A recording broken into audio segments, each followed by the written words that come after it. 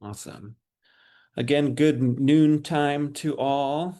Thank you for joining us for our issue investigation. These series kind of do a deep dive as much as possible in the short amount of time we have with you today on a specific issue and use a lens of, our coast and how we bring partners in and panelists in that are experts in the field. So today we're looking at sea turtles and the impacts of artificial life, or artificial light on their lives, I guess. And we're looking at broadly that kind of interplay of artificial light on the Georgia coast, specifically with the lens of Glynn County, um, and some things we'll talk about soon. So we'll start off with introductions. I'll introduce one of our panelists. We'll do kind of that broad interaction of how artificial light impacts sea turtles as a basis for why it's problematic and how there's some solutions out there. We'll talk about Glynn County's beachfront lighting ordinance, which has been a long and arduous process. We'll talk about the Exit 42 lighting, which is a kind of a dual issue that's been going on. They're running concurrently, but they're a separate issue. We'll talk broadly, if we have time, about some lightning lighting round. There we go. And that's going to be really delving into those frequently asked questions that we've had a lot of engagement with on our social media as 100 miles, but also broadly on some kind of other platforms. So people reaching out to us when we're in the grocery store, or people reaching out by email. So really want to hit those frequently asked questions. We'll give you some ways to help, some actionable items, and then we'll leave time at the end, like I said, for frequently asked question or from questions from the audience. And that can be on Facebook with your comments or also in the Q&A function at the bottom of the Zoom. Without further ado, we'll jump right into introductions. I'm Eric Swanson. I'm an Advocacy Education Coordinator for 100 Miles. Again, 100 Miles is a coastal conservation group. We think about the 100 miles of the Georgia coast, and it's my job to teach people about how they can be advocates for the really important things that they care about, activate people, make your comments the most impactful, the way you talk about things the most impactful. I'm going to pass it to Catherine Ridley, who's going to introduce herself and her connection to this issue as well. Thanks so much, Eric, and thank you everyone for joining us today, and taking time during your lunch hour to talk about something that you've probably been hearing a lot about, but it's a great opportunity for us just to all be on the same page and know what the stakes are and what we can all do. I'm Catherine Ridley. I've been with 100 Miles almost since our inception in the very beginning. I'm our Vice President of Education and Communications. My history here, though, on the Georgia coast, specifically working with sea turtles, goes back more than 2 decades to 2001, when I started my career on Jekyll Island. Before there was even a sea turtle center or thought of a turtle center, I was fortunate enough to be monitoring the beach for nests, strandings, and doing a ton of education. Then really fell in love with our coast, fell in love with sea turtles, and that's never left me. Now, in my current role, I'm also fortunate to, still be a member of the Georgia Sea Turtle Cooperative, which is a network all up and down our coast of volunteers, staff, state agencies, federal agencies, all coming together to protect this incredible species that so many of us care about. And I coordinate our St. Simon's Island Sea Turtle Project. So let me kind of jump in to all things sea turtles. Let's see. So you've probably heard the expression sea turtles dig the dark, and that's why we're here today. So our coastline, our 100-mile coast, is an important nursery ground for threatened loggerhead sea turtles. We have a couple of other species as well that occasionally will nest and migrate through our coastal waters, but loggerheads are our most frequent nester. The ones that if you're ever lucky enough to get to see either a nesting mother or a nest hatching, it's most likely a loggerhead nest. That's typically what we see, although again, there's a few other species. But turtles are, they evolved. They've been around for millions of years, and they evolved on dark beaches before we were ever here on St. Simon's or Tybee Island or anywhere on our coast. And so they use a number of cues for both the nesting mothers to find the dunes and where they need to lay those eggs, as well as when the nest hatches, how the hatchlings can find their way to the water. One of the most important cues that they use is the has to do with the darkness of the dunes behind them, all that sky and the brightness behind them, and then going towards the brightest part of the horizon. So you can see that you have sort of this wall of dunes here in this picture. And if a nest was there, there's darkness behind them, but they instinctively crawl towards the brightest part. Now, uh, that they can see. Now, on a dark beach or an undeveloped beach, or we hope really on all of our beaches, the brightest part of the horizon is going to be the ocean. And the ocean is reflecting the atmosphere above it. It's not always, people say follow the moon. Doesn't have to be a full moon. It's just the atmosphere shining down below. And so that's what we want to happen. Sea turtles both nest and hatch generally at night, and they need to be able to find their way back to the sea. But what happens is, of course, we're increasingly developing our coastlines, and that causes issues both for our nesting females, the adults that are coming up, as well as for their hatchlings. So with nesting turtles, what we tend to see is that they're going to seek out the darkest spots that they can. Are going to avoid those brightly lit areas. And that really becomes, we call it light pollution, but you can really think about it as a form of habitat loss, because you're taking this otherwise suitable nesting habitat and you're making it undesirable for these turtles to need to use those places to lay their eggs. And so sometimes we'll see decreased nesting, or a loss of, or excuse me, or what we call false crawls, which is where the turtles come up and get out of the water and then think better of it and turn back and return to the ocean without ever finding a place to lay their eggs. Now, false crawls happen, or non-nesting emergencies happen, for a number of reasons, but certainly human disturbance and artificial lighting is one important cause. And so when we think about an island like St. Simon's Island that only saw one nest this season, we have to wonder, okay, what's going on there? So you can see some of the brightly lit areas on this is a picture from St. Simon's. Now, say a turtle lays their eggs. Well, about 45 to 60 days later, those hatchlings are going to emerge, again, generally at night. And the problem here, and this is where a lot of the attention lies, is that the hatchlings become what we call misoriented by these artificial lights. That means they're misled, they crawl in the wrong direction away from the ocean. Because again, if there's a brighter spot, they don't know the difference. They're going to crawl towards that brighter spot of the horizon. That's what they've been trained to do for all of these generations and what they know to do instinctively.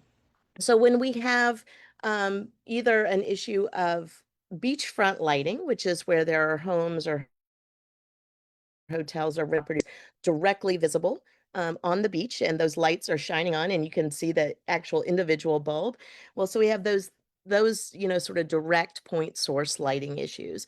But sometimes sky glow, which we're going to talk about today, which is the cumulative amount of light from nearby cities and towns shining onto the beach, is an issue as well. And what happens there, we call it misorientations, and each of the islands are tracking those. We go out every single morning and check on our nests, and when a nest hatched, we look very closely. And you can see this picture in the right-hand side.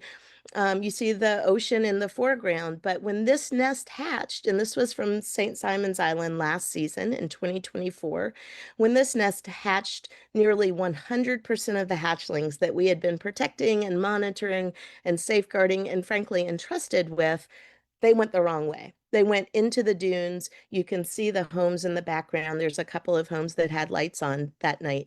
And so instead of going to the ocean, they crawled into the dunes. What happens most often, that results in mortality. Sometimes they can right themselves, but they're using really precious energy resources that they need to be able to survive and get to the ocean and go to the Sargasso Sea, which is a long swim. for a newly hatched turtle. And so when they use up all that energy, they die of dehydration in the dunes, or they fall victim to a gull or a ghost crab, as you can see in this picture. So, you can imagine how heartbreaking it is, not only for our turtle team and our turtle cooperative who are working towards these recovery goals for this threatened species, but also for the beachgoers who are so invested and ask us questions every day about our nests and what's happening and want to be involved and follow their progress. Now, here's a graphic just kind of illustrating what we talked about here. You choose where they go. It's a little bit, we don't see the moon quite that pronounced, of course, on our natural beaches, but they're either going to go towards there or they're going to go towards the light source. And you can see that it's a choice that we would hope that they would not have to make. Let's talk about our beachfront lighting ordinance in Glynn County. There is one. It was just written and implemented in 1984. Now, to give you an idea, that's 4 decades plus. And in that time, our lighting technology has evolved. Our understanding of best practices and how we can protect sea turtles on our beaches has also evolved. So the standards that were, in place then were a start, but they're no longer effective. I can tell you that right now, when I go out to monitor our beaches, I do not have the tools that I need or our team needs to protect our turtles on our beaches from the negative impacts of artificial light. And that's a problem. And so 7 years ago, Glynn County started dating its overall zoning ordinance, and we've been working very closely to provide simple, practical suggestions for how they can help. And we've really appreciated Glynn County and some of the committee's willingness to help and to have those conversations. And frankly, I think we've made some progress. But the lighting ordinance has not seen the light of day. And so when we look at that lighting ordinance, what's in place is still what we had on the books in 84. Now, to drive home the need, you might be wondering who this sleeping baby is. This is a car seat from actually, I think 79 probably. That's me, full disclosure. And I want to ask, as a parent today, I look at this and I think, how could this have been sufficient protection? Well, it isn't now. And now we know better and we do better. And most of us as parents would not use this particular car seat to put our children in the back seat, right? But in 84, that was what we had, or actually before then, but around that time, that was the tool that we had. Now, of course, we have other options. It's the same thing. Just as our technology has changed in the last 4 decades, we can make better decisions that are frankly much more cost effective as well. Um, Now, in terms of what that lighting ordinance needs, again, one of the things we really need, and we'll talk about some of these delays, but we need it to be passed. We need it to be implemented. I need this tool for when nesting season starts on May 1st next year. I cannot afford to wait. And frankly, I've said that for 7 years in a row now. This is not a new issue. It's something that we have been working on not just since then, but really for the duration of the existence of our organization, and many other groups have been as well.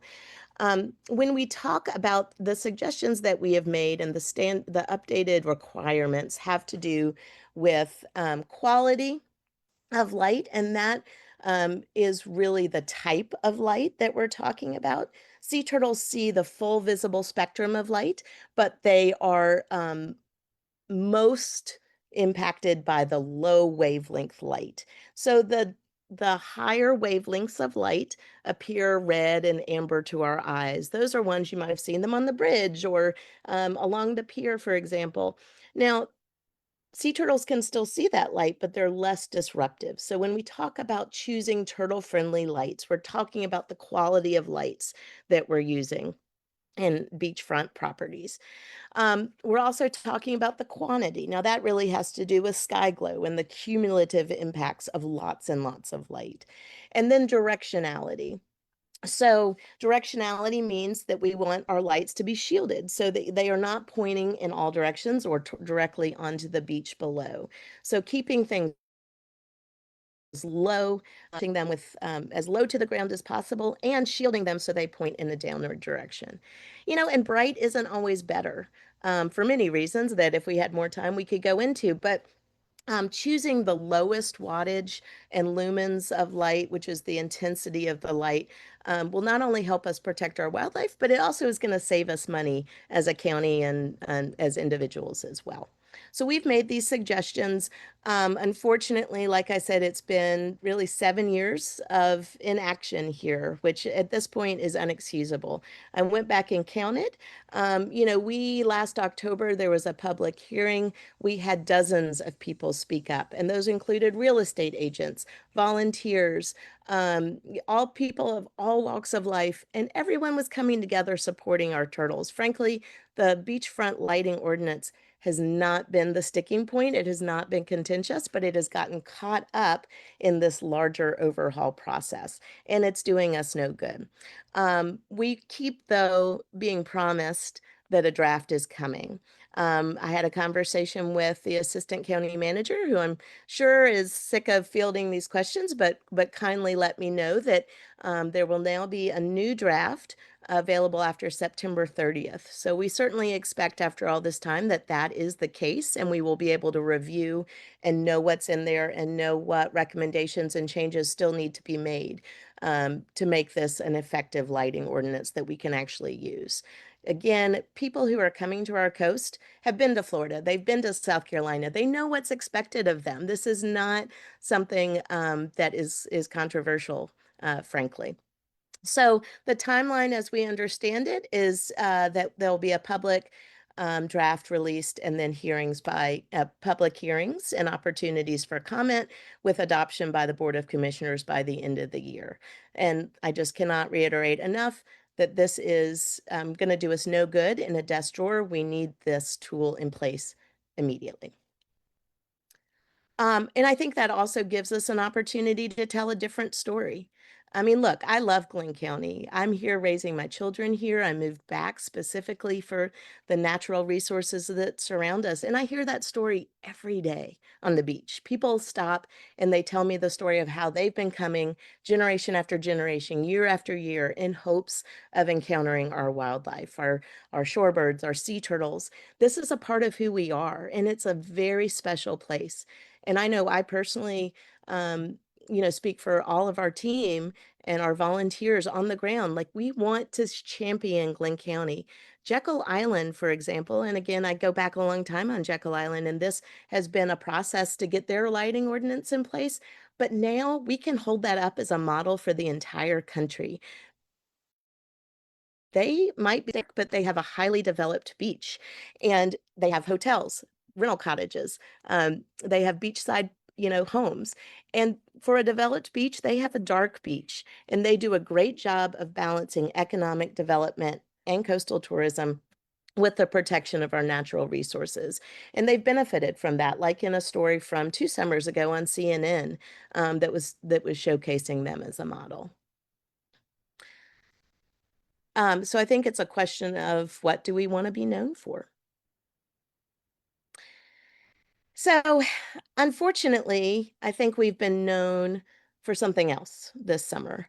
Eric, did you want to jump in, or you want me to just keep going? Yeah, so I was just going to bring up too that, that concurrent issue that we've been talking about and what has made a lot of headlines is what's been happening at exit 42 with the high mast lights. And I'd really like to dive into that. I know that we do have some questions specifically about the Glynn County stuff, and we'll save those to the end and make sure all those questions get added. But I wanted to move on to that parallel issue because it may provide some clarity on broadly why this has been getting a lot more maybe national attention recently.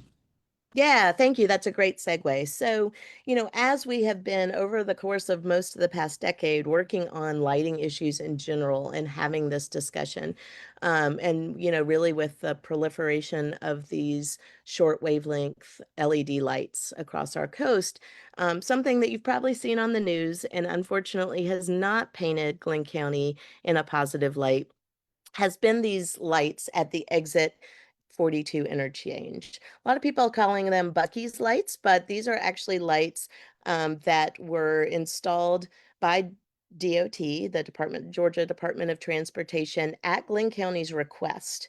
They entered into an agreement actually in the early 2000s, and these were installed more than a decade ago and operational, but they were kept dark until last summer, when Glynn County turned them on last June 2024.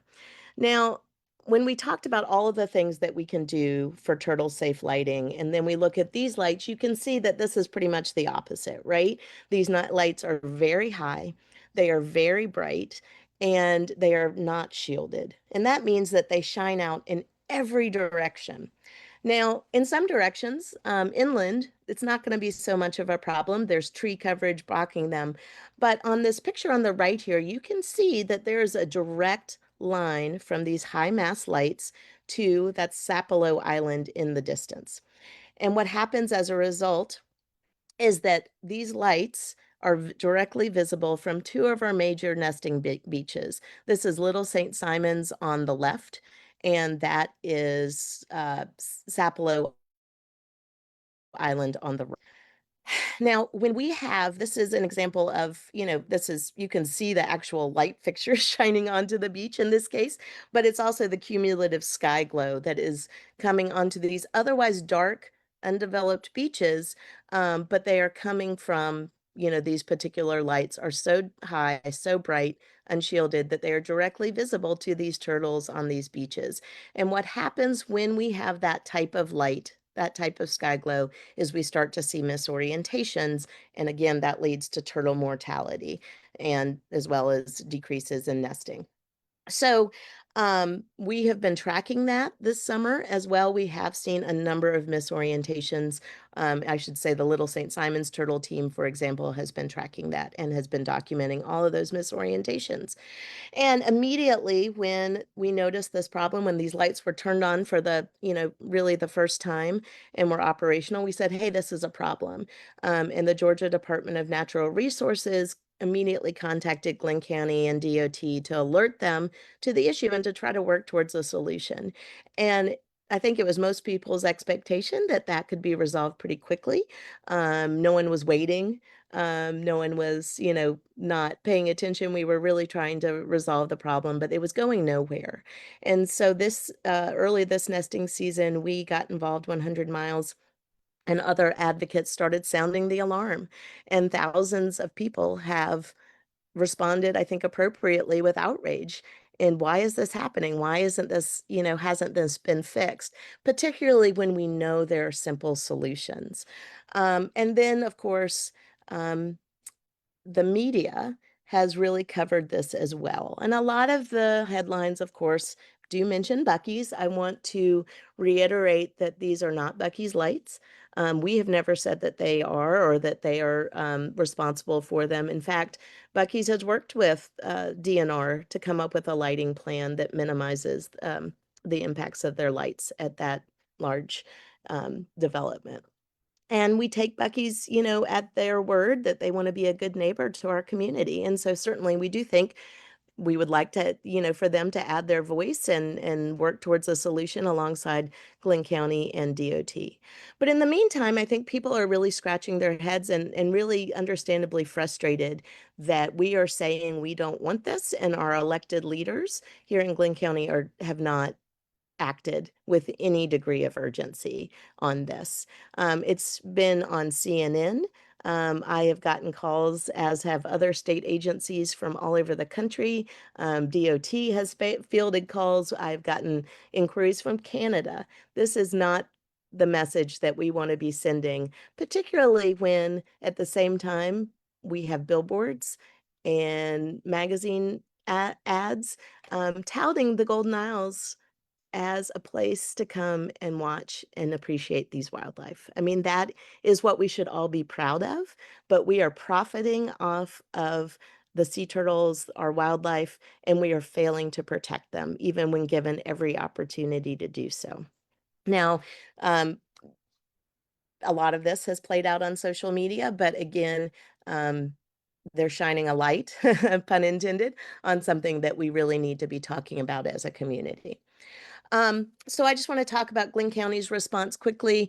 Throughout the summer, they have been steadfast in two messages. One was that DOT, not Glynn County, had the authority to decide whether to turn off these lights. Secondly, they said that they had safety concerns and that, they were waiting for DOT, but per their understanding that these high mast lights were needed for the safety of the motoring public. However, a recent development at the beginning of this month, Georgia Department of Transportation, the chief engineer wrote to Glynn County and said, "It is important to note that high mast lighting is considered an interchange enhancement and is not required for the safe operation of this interchange. In light of these concerns, GDOT hereby authorizes and requests that Glynn County de-energize the high mast lights at exit 42 during the sea turtle season." So we certainly expected that that would resolve this problem. Again, given that it addresses the two concerns that they have been consistent with all summer and in their responses, both in the media and to us. However, they have not made a decision. They've asked for more information for the first time, and have said that there is no timeline for making a decision. So I just would assert that that is an unacceptable response, to find us in at this particular point. I think what we'll do, we're going to come back. We, as Eric mentioned, have been hearing a lot of questions throughout the summer. Some things are just misperceptions or just things you're wondering about, or like, oh, it feels like X, but can it really be Y? And so we wanted to take a few minutes and debunk those, or not, excuse me. I think we wanted to take a few minutes and dive into those and really help to educate and help everyone understand so that we're all speaking from the same script and we all understand what the data says. But in the interest of time, I will pause on these, what we're calling our lighting lightning round, are those frequently asked questions. And we'll come back to it. We'll post a second segment with some of those, or maybe some of those we can come back to and address with audience Q&A at the end. But I want to be cognizant of everyone's time since this is a lot of information to take in. But I do also want to make sure that we pause and let you know what you can do. If you're watching this, if you're as concerned as so many of us have been, here's the simple steps that you can take. We want you to make your voice heard, and thousands of you have already spoken out. We know you've sent emails. I think that's important. I mean, how else are we going to hold our elected leaders accountable or simply tell them what our values are without that opportunity to send those emails, to send in those comments? And so we do have a tool on our website. If you go to 100miles.org/lightsoutgc, you can send an email to our county commissioners and other stakeholders and let them know that you are concerned about this issue. And so many of you have those personal connections and experiences that we really encourage you to put that in your own words and share what matters most to you. I would also encourage you to go and call your commissioners and speak to them about this and to ask them why they're disregarding requests from multiple state agencies and experts, and not complying with those requests at the expense of, frankly, killing our turtles. Or again, there's opportunities to sign up to speak at Glynn County Commission meetings, and we encourage you to do that as well and to join us there. You can scan this QR code if you'd like to go to that action page as well. But now I'm going to turn it back to Eric, who can help us field some of these questions and find out what else you'd really like to know. Yeah, so excuse me, a little bit earlier in the presentation, Ken reached out and asked, does DNR and or 100 miles have the evidence that Glynn County is asking for? Like the data of misguided hatchlings going towards the light. I think this might also have come a little bit out of the current article. I know that there was a specific request by Glynn County for more data. Yeah, absolutely. So that's a great question. Absolutely. Georgia DNR. So what happened is they received this letter on September 5th, Glynn County did, and they responded to both DNR and DOT asking for more information about the environmental impacts of artificial lighting, which Georgia DNR, sorry, lots of acronyms, have submitted to Glynn County. It certainly talks about the data and relies upon peer-reviewed articles to explain the impacts of artificial light, like we've talked about here, as well as specifics for Little St. Simon's in particular. I can tell you that, when we look at the statewide total proportion of nests with misoriented hatchlings from 20 to 22 to 24, it's about 6 to 8% statewide. And Little St. Simon's, for example, was found to have misorientation rates over twice of that statewide average. Of course, we're still looking at the data that we've been collecting this summer. But I can tell you that there have been, significant numbers of misoriented hatchlings in the area where you can see those lights as well. So they have submitted that information to Glynn County, and as of yesterday in the current article, Glynn County said they're still trying to make a decision. My point would just be that this is, it's always great to ask for more information and to educate ourselves and to have all of that at our fingertips. Glynn County, though, has known about this problem for more than 15 months. So I think certainly you would hope in the course of being notified about that and of hearing from thousands of their own constituents and from 100 Miles and others that they wouldn't have waited to be concerned about what those environmental impacts are. You would hope that that would have been a question that they would have asked much earlier. And I think they, obviously in those communications that we have reviewed, they were made aware early and often of those concerns. So I don't think this is a new question. I certainly, it's another delay in the process. Yeah. Yeah. Great answer. Alice on Facebook asked, have any Bucky's company representatives made any statements regarding the lightning at exit 42? No, we've tried to reach out through our channels, and most of the media reports have as well, and they have not publicly commented. Certainly, we would welcome them into the conversation.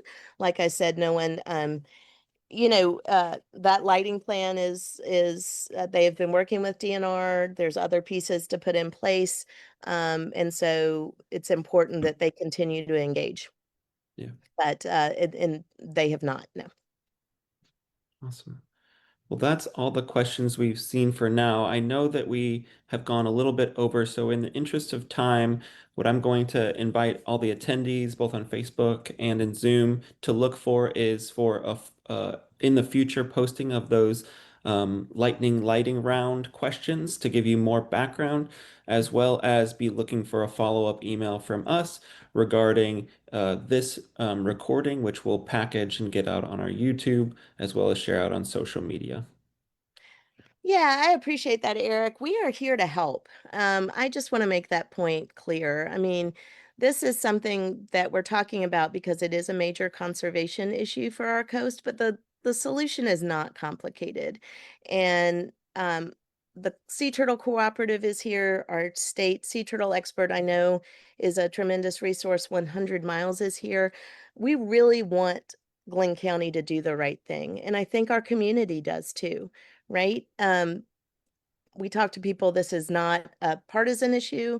People of all walks of life come here and care about our turtles, and we're asking for our elected leaders to uphold those values. And frankly, the solution is as simple as flipping a switch in the case of the exit 42 lights, and as simple as implementing these common sense policies in the lighting ordinance. It's not a question of no light, it's just a question of finding this balance. And I think we're grateful for those of you who are so closely following it and are continuing to speak out, and we're going to help you find other ways to do that. Thank you so much, all. And we're going to close out now. Be looking, like we said, for an email and follow up for us in the future.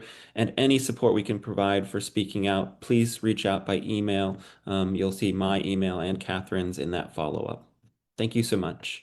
Thank you, everybody.